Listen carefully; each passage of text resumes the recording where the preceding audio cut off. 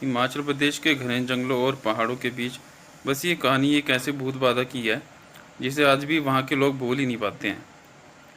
तो गाइस, आज की कहानी जो है वो हिमाचल प्रदेश के पालमपुर के एक छोटे से गांव की है, जहाँ पे जो एक परिवार जो है रहस्यमय तरीके से गायब हो जाता है। तो बात है कुछ साल पुरानी।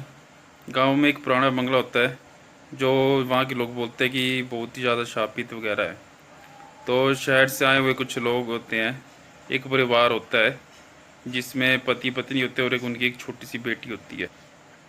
शुरुआत के कुछ दिन तो ठीक ही चल रहा होता है, लेकिन धीरे धीरे जो होता है बेटी जो होती है उसका व्यवहार जो थोड़ा सा चेंज होता है, उसमें थोड़ा बदलाव आ जाता है।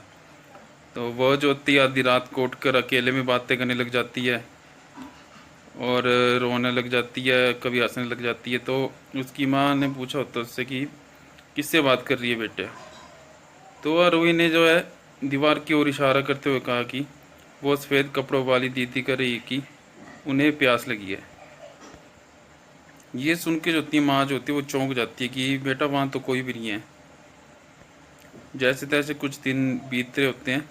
तो और एक रात जो होता है घर का तापमान जो होता है वो अचानक ही रात को गिर जाता है, काफ़ी ठंडा हो जाता है वहाँ का एटमॉस्फेयर जो टेम्परेचर।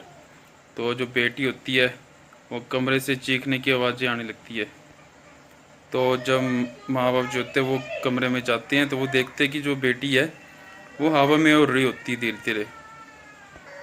आंखें जो होती है उसकी पूरी तरह से सफ़ेद हो चुकी होती हैं और उसकी आवाज़ होती है उसमें थोड़ा भारीपन आ जाता है, चेंज हो गई होती है उसकी आवाज़। और वो जो बेटी होती है उन माँ बाप को बोलती है कि ये मेरा घर है, यहाँ से चले जाओ वरना कोई ज़िंदा नहीं बचेगा। तो गांव वालों से पूछते हैं माँ बाप कि हाँ भी इस बंगले में ऐसा हुआ क्या था कि ऐसा ऐसा हो रहा है। तो गांव के बुजुर्ग ने बताया कि इस बंगले के नीचे जो है बहुत सालों पहले दुर्घटना हुई थी और उसी दुर्घटना की भटकती हुई आत्मा जो है वो उसने जो लड़की को अपने वश में कर लिया है, जिसको जो है स्थानीय भाषा में भूत बाधा कहते हैं। तो माँ बाप के करते कि गांव में एक तांत्रिक होता है वो उसे बुलाते हैं।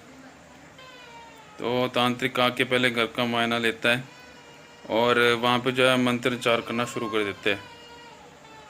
जैसे वो मंत्र पढ़ना शुरू करते हैं तो घर के जो बर्तन वगैरह होते हैं वो गिरना शुरू हो जाते हैं, खिड़कियाँ जो होती हैं वो टूटना शुरू हो जाती हैं। तो हवन वगैरह करते हुए जो है तांत्रिक आरोही की जो लड़की होती है उसके सर पे हाथ रखता है और लड़की जो है चिल्ला के बोलती है छोड़ इसे।